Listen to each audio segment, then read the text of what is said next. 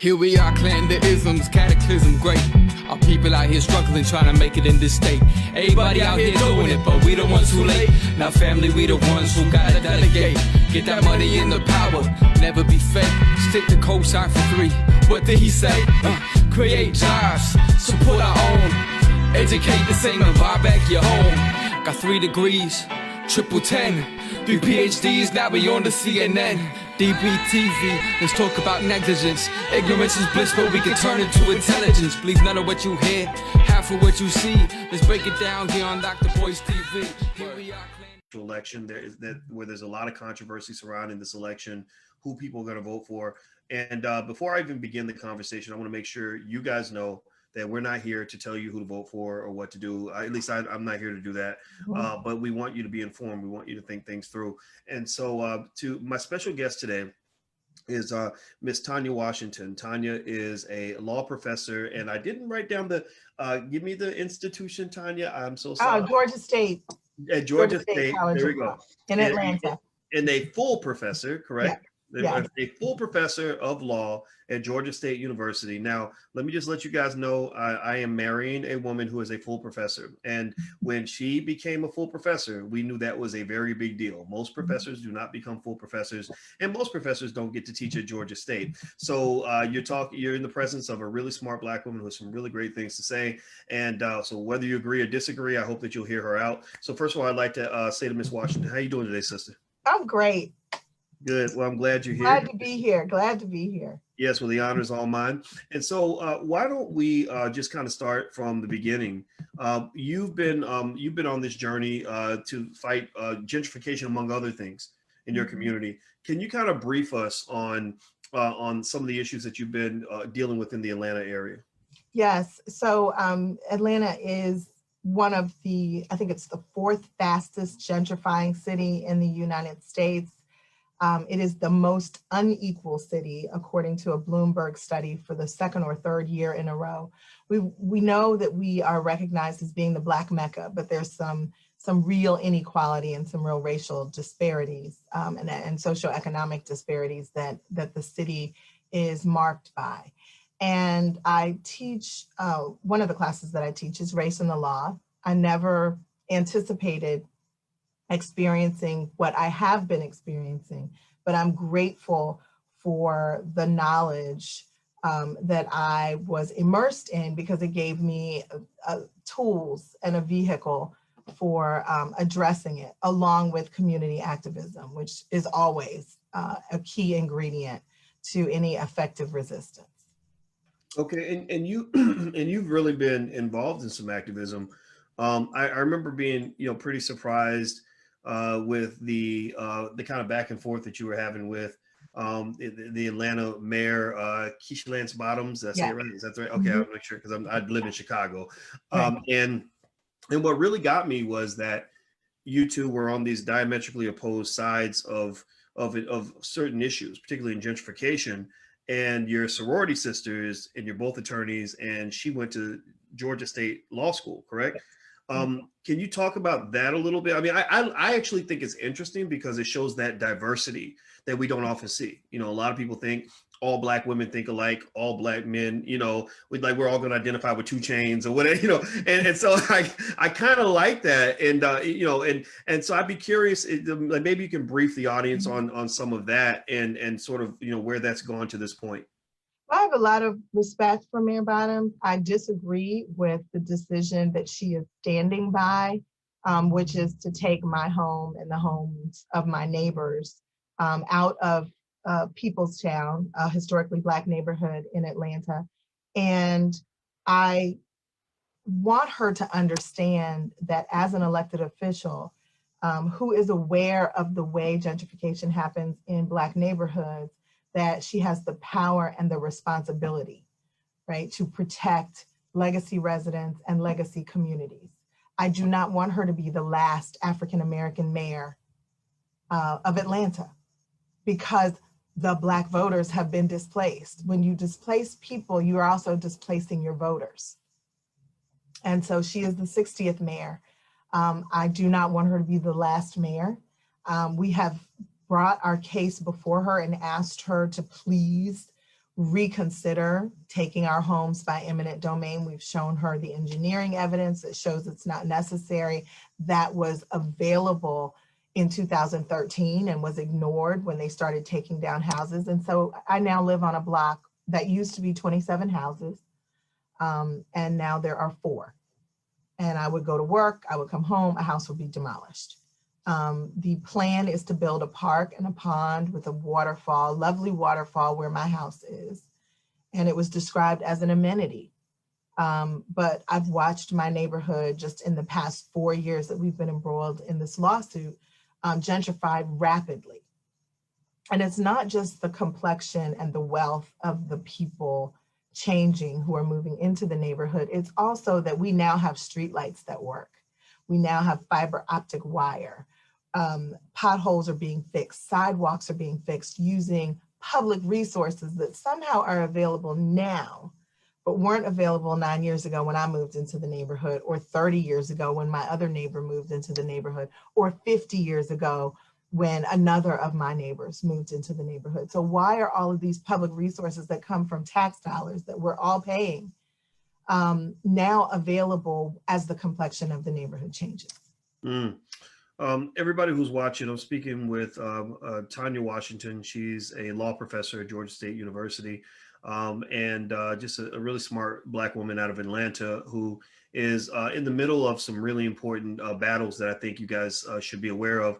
If you haven't done it yet, please hit the thumbs up button, share button, subscribe button, put some comments in the chat. Let's have a conversation about this because I think intelligent conversations are necessary for us to kind of know how to move forward politically and otherwise. And so let me ask you this, Professor Washington. So you, so just so I can make sure I recap this properly. So you have an area that you lived in. What's the name of the community again? Give Peoplestown. Peoplestown. Yeah. And you said that through the years, there's been an effort to gentrify this area. And as the gentrification has taken place, suddenly the complexion's changing, the wealth is changing. Things are available now from the city that weren't available before. Yeah. And you've taken this issue up with not just Mayor Keisha Lance Bottoms, but also, just elected officials that would listen. Yes. And yes. you feel that they haven't really responded in the way that you think that they should, correct? Right. And I don't think that they expected any resistance. We were supposed to be gone in 2016, but we stayed in the litigation long enough to discover documents that show that this was never necessary. This was a vanity project that was designed to attract a certain kind of neighborhood. So what I learned in this process, researching how these engineering projects are rolled out in other cities, is that parks and ponds attract a different demographic, right? So when you start talking about putting a park and a pond in a neighborhood, even if there is some flooding, taking a whole city block of houses and putting a park and pond there is not only going to affect those residents, but it's also going to affect who lives across the street from a park and pond. What does that do to property values? What does that do to rents in that neighborhood? Everything goes up. Certain people can't afford to live there, and certain other people are attracted to that space because you have this amenity in the middle of a residential area. So we did have, I want to be clear, there was some flooding in Peoplestown, but what the engineering showed was that you did not need to use a sledgehammer when a scalpel would do the job. The city's engineer said, we need 3 to 4 houses. The Department of Watershed's response to that was, we're taking the whole block. How is that fair? How is that equitable?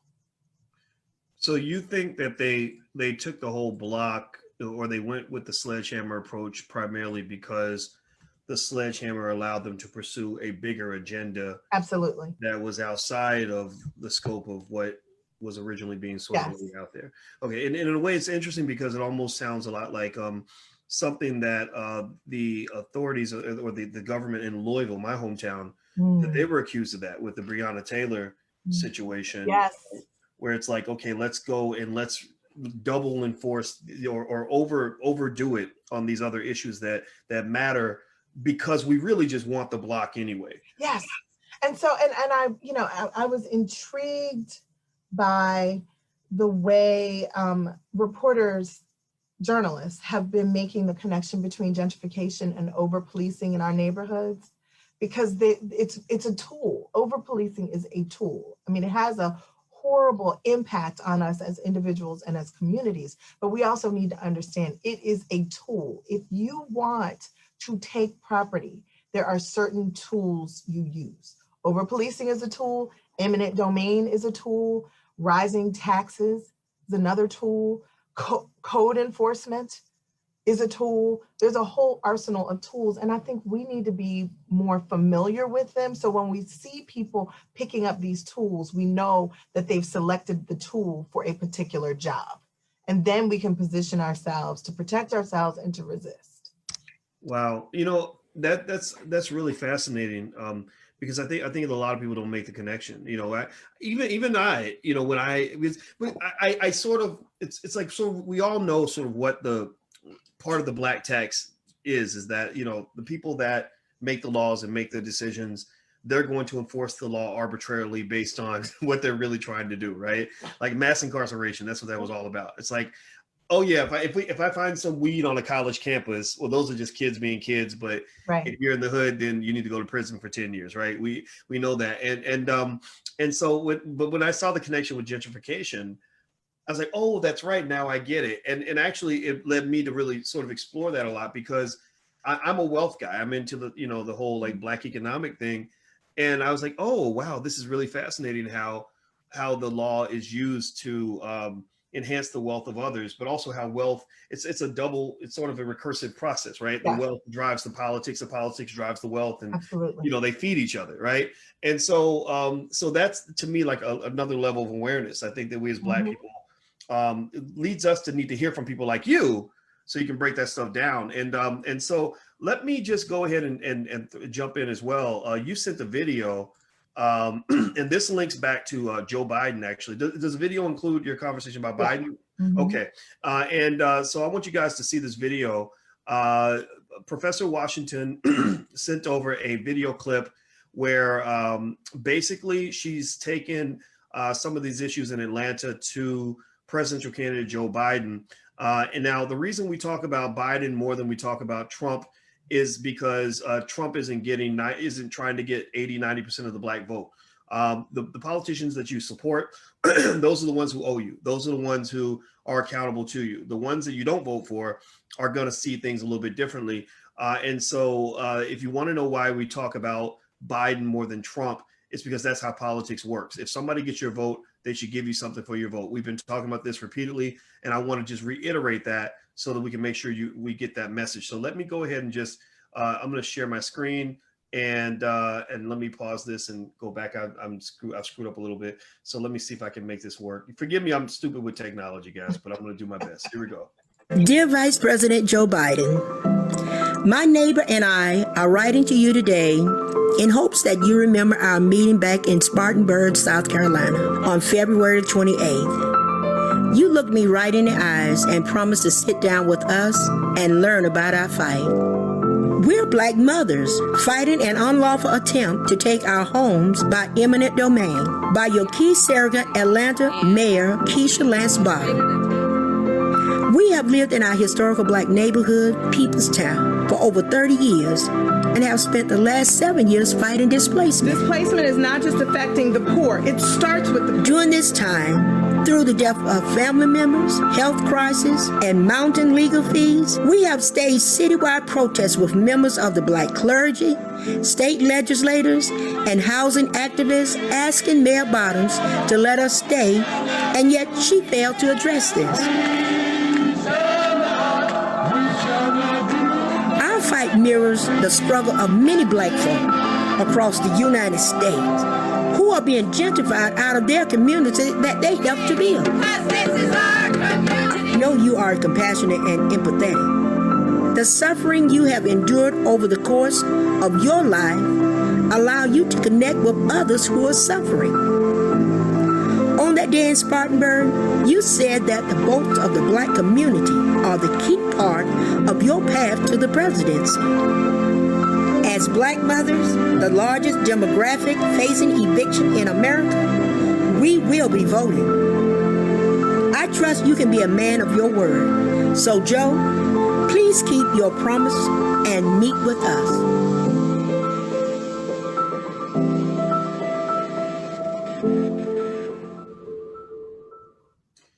All right. So first of all, everybody watching that video, I need you guys. I'm going to do a quick call to action because we're not just here to watch things. We're actually here to participate.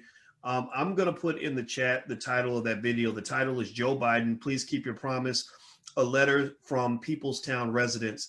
Give me a verbal confirmation in the chat. Please give me a yes in the chat if you will go to this video, watch it, and grab the link and share it. Okay, so give me a verbal confirmation in the chat if you can do this. I mean, we need people that are going to be active. If you believe what you're saying, if you think that what you're hearing here is BS, then that's a different story. But if you identify with the issue that Professor Washington has brought to us, give us a yes in the chat that you will grab that link and put it on your social media, on your Twitter, on your Instagram, or your Facebook, things like that. Is there a hashtag anybody's using, by the way?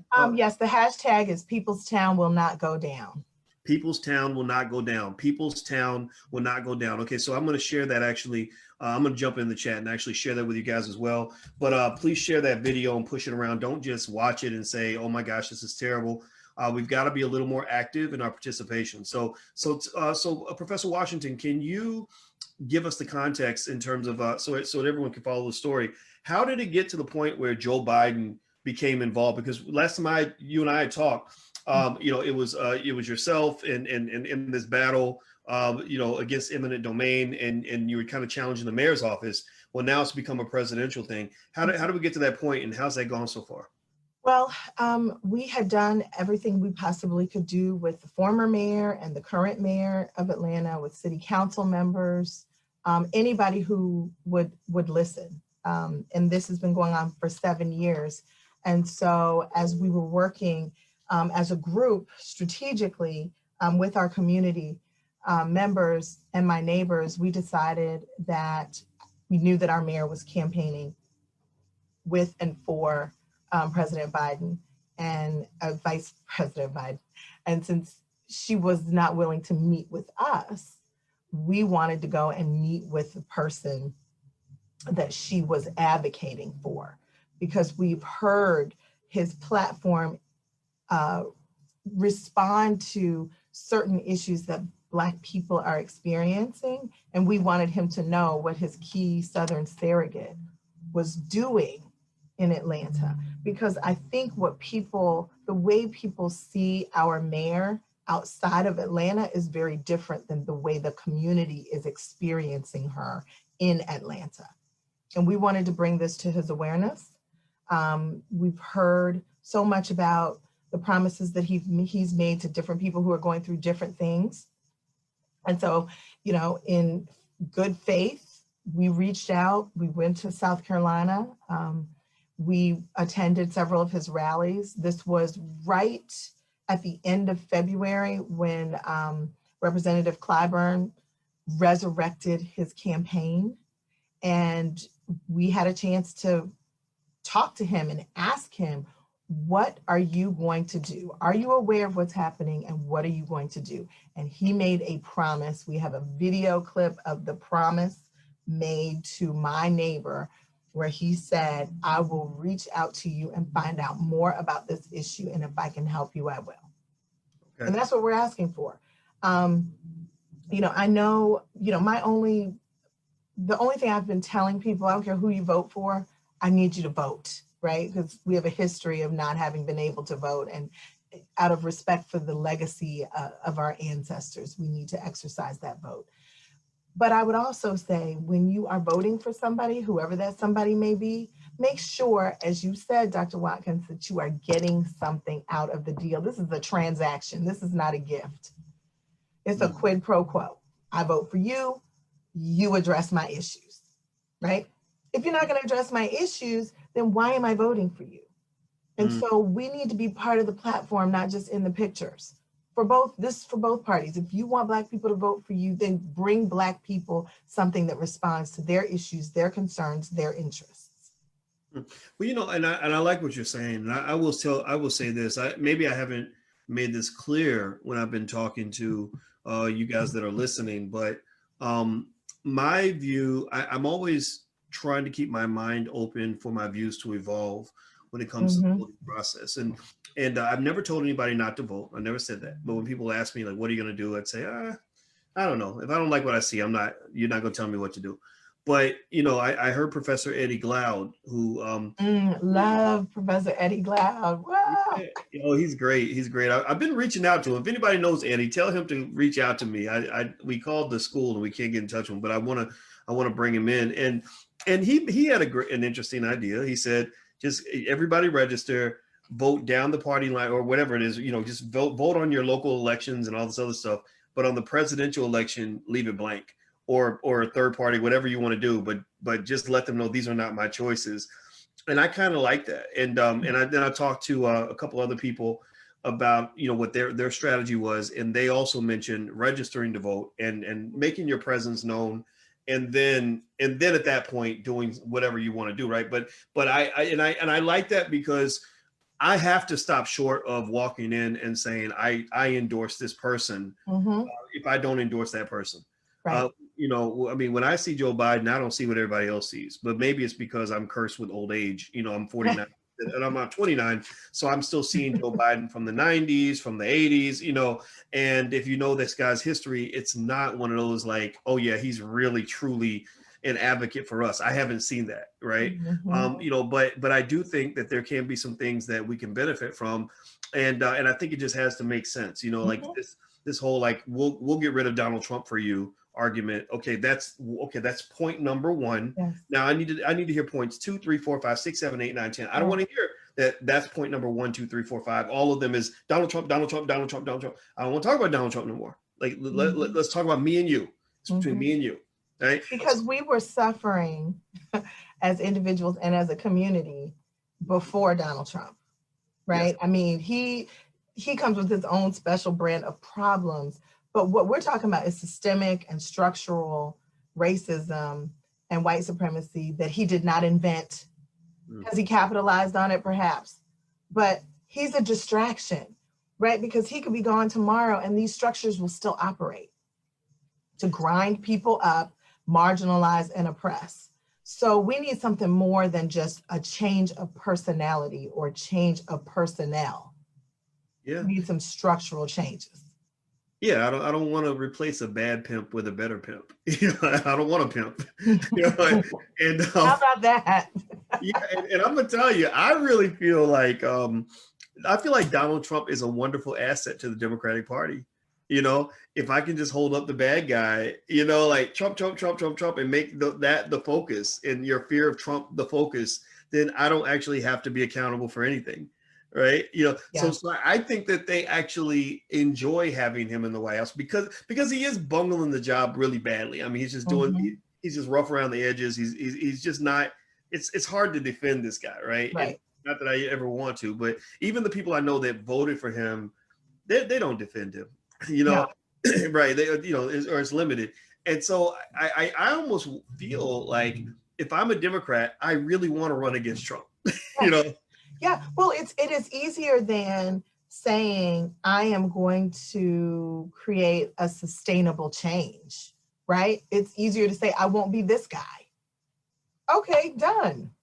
Already, before you even elected, already you have accomplished that. That can't be it. We've got serious issues in our communities, and I want to know that the candidate that is courting the Black community and expecting us to stand in line for hours and hours and hours on election day is coming with something more than I'm not him. I love it. Well, you know what, everybody, in case you just came in, I'm speaking with Professor Tanya Washington. She is a super smart Black woman. First of all, she also is a Harvard grad, which I think I personally think you should brag about that. And she's a full professor of law at Georgia State University. And I will tell you what, I'd like to throw out a resolution. We have Tanya, we have something on the platform. We call this the League of Intelligent Black People. Every now and then we do a resolution. I pull out my Vicky Miller gavel, and I like to call a meeting for the League of Intelligent Black People. So if you're listening, just let me know that you're listening. I want to throw out a resolution. I say that we nominate Professor Tanya Washington for president, right? So I'm not voting for Biden. I'm not voting for Trump. I'm going to vote for Tanya Washington. Please don't. Everybody in the chat. I reject the nomination. There's my nomination. Say aye in the chat. Tanya, I think you should. We got to figure out who your VP is going to be. I talked to Dr. Claude. We had first nominated Dr. Claude Anderson, but he said he didn't want to do it. When we did it, actually, it's really funny. Like somebody literally was going to make a movie to nominate Dr. Anderson for president. Wow. They called me. They said, Boyce, please tell people that not to do that. No, don't do that. So I got to find another candidate. So there we go. So you're going to be the fill-in.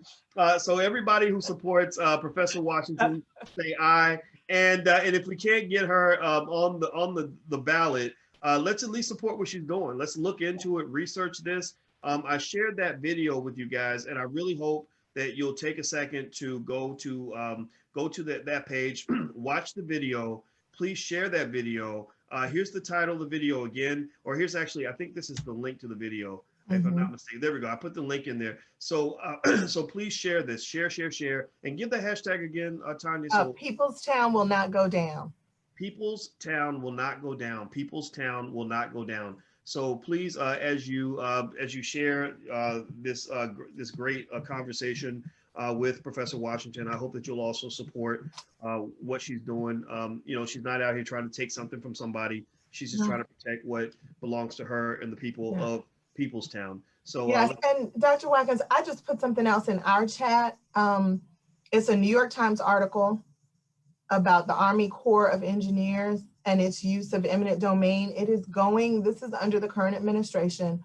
They are going to different cities across the nation.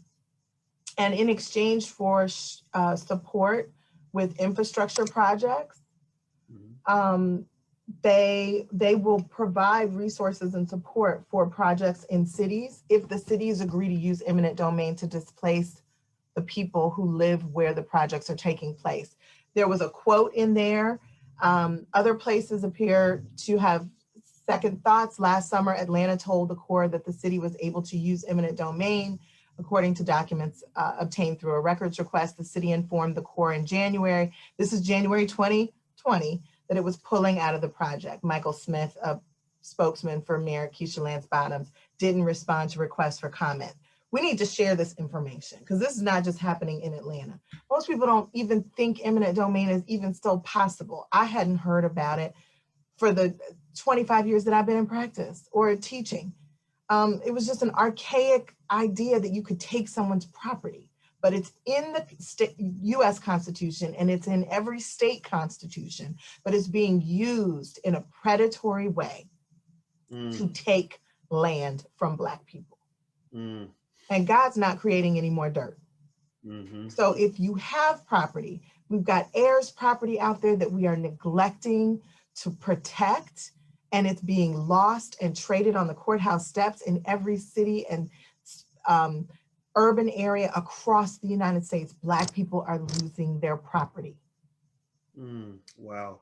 Property is part of our wealth base. Yes, it is. So we need to be on the lookout for things like this, where even if you're paying your taxes, even if you're paying your rent, even if you're paying your mortgage, you can be displaced. Wow. And we owned a lot more land 100 years ago. We owned a lot of land after Reconstruction. Yes, we did. Yes, we did. Well, we got degrees though. Oh yeah. Right. Yeah. We got college degrees and student loans. Degrees that we're still paying for. That's why you don't hear me bragging about Harvard. I'm still paying that off. Oh gosh. Well, I think you should still brag about it, but I get your point. I agree. I think that our values, it's not that our values necessarily went completely bad, but it's that we just sort of let other people drive our value system. Yes. I think, I mean, ownership of land and property, I mean, it's hard to argue that that's not relevant for a community. It's very important. And I think that the fact that we let all that go puts us in danger. Yep. And there are lots of fights. I know in South Carolina, the Outer Banks and all of those, that Hilton Head property that used to be Black folks owning land on the water, which is now extremely valuable. Wow. They're facing displacement, and not just the displacement of the current generation, but you are depriving the future generations of the wealth. That's right. Of that lineage. All right. Well, you know what? I'm going to give an action item for everybody watching. This is our homework. I want you to type this in the chat. Type own land, OWNLAND. Type own land. You can even use it as a hashtag. Teach that to your kids that they want to own land. Owning land is, if I had to compare, owning a land versus owning, say, a bachelor's degree, not that I'd say choose one or the other, but I don't know which one's more. I'd almost say owning land might be more. Absolutely. If you got enough land, then then the other stuff is kind of secondary. So I just really think that it's okay. This is not anti-bachelor's degree or whatever, but it's to say, let's go back to the basics, right? Let's own that property. Let's start these businesses. Let's reclaim our communities and stand strong. So everybody type own land in the chat. That's the big message for today. And also, I encourage you to go look up Tanya Washington and the battle that's going on in Atlanta. And I want to reiterate, I think Tanya would agree, this is not anti-Keisha Lance Bottoms. So I thought about my heart kind of hit my heart a little bit when I found out that you two are both attorneys, and both she went to Georgia State and you're in the same sorority. And I said, okay, how do we address this without it becoming something more than what it needs to be, right? I like the idea of you two being on the same side. I'm sure you'd be on the same side on a lot of issues, but I think on this one, it is important to just kind of flesh it out, and I love what they have to say about it. And Atlanta, and I love Atlanta. My heart's there. My mind was in Atlanta right before you and I talked, because I just read about Killer Mike, a friend of mine who went to with the governor of Georgia, and everybody gave him a hard time about it. And I didn't have, I give Mike a hard time about some stuff, but that's one thing where I'm like, yeah, I think you should meet with everybody, like whoever's offering the best. Oh, absolutely. Right. So that's something to think about. So anyway, did you have any final thoughts? Anything else you wanted to share before we Final go? thoughts. I just want to share the hashtag again. People's Town will not go down. If you use that, you'll see 7 years worth of pictures and videos and activism around this issue. I really like what you said, Dr. Watkins, about, the resistance doesn't have to be about people. It can be about the issues. It doesn't have to be a personal attack. If somebody has power and you're encouraging them to use it responsibly, that doesn't have anything to do with the character or integrity of the person. You just want them to use their power responsibly. And that's why we elect people to office, is to act responsibly. So I really appreciate the opportunity to share this message. As much as this is about my house, after 7 years, it has become about a broader campaign to educate other people who might face this in the future, so that they can benefit from what I've learned in this struggle. And I think it's important for us to protect the dirt that we have left in our families and in our communities. So I love that message about owning land. Yes, that's right. That's right. Well, I want to say thank you very much, Professor Washington, for joining us. You know what? You and I was introduced to you by a mutual friend who's actually in your family, John. One of my favorite cousins. John is my homeboy going back over 20 years, and I just love John to death. And so you're welcome to come on anytime. Thank you. Yeah, you shoot me a message, and I love smart Black people coming through. Even if you disagree with me, maybe that means I'm wrong. I don't know, but it means we're gonna have a really good conversation. There you go, and that's what it has to be. It has to be good conversations, and I think it's just so important for us as Black people, especially in election time. I start seeing these civil wars. Yes. I don't like any of it. To later on today, I'm going to bring in my friend Deton Thomas, who's he's heavy Biden Democrat, and he gets so mad at me, I know, from stuff I post, because and then he put something like, beware these people that are always criticizing Biden. They might be getting compensated by the Trump administration. And I was like, hold up, man, are you accusing me of getting paid by Trump? So I said, you know what, come on the platform. I want to have you on. So it's going to be on drboycetv.com later on this afternoon. So make sure you go check that out in about an hour and a half from now. And I said, no, we're going to talk about this as two Black men who, and I said, I'm gonna love you no matter what. And I think he's the same way. And I think that that's a good exercise for us as a community. Absolutely. I'm not trying to lose no friends over Trump and Biden. No. They ain't friends over me. No, we shouldn't be losing friends and family, and we should not turn over our critical lens for anybody. I don't care how much you appreciate and approve of someone. Don't stop being critical. That's what thinking people do. That's right. There you go. I love it. I love it. All right. So everybody, before we go, put your hashtag B1 in the chat. Hashtag B1 means that we're Black first. So put that in the chat so we can reiterate where we stand. And everybody go look up. People's Town will not go down. People's Town will not go down. That's the hashtag. Look it up. Add to the conversation. Please share this video and also share that video that I shared with you earlier. I'm going to put this video in the chat again so you guys can share it. Don't just watch the interview, just do something. You can get on social media and just share it with your friends. That would actually help the people of People's Town. So thank you. Thank you so very much, Professor Washington. I appreciate your time. So good to see you again. Stay Black. All right, absolutely.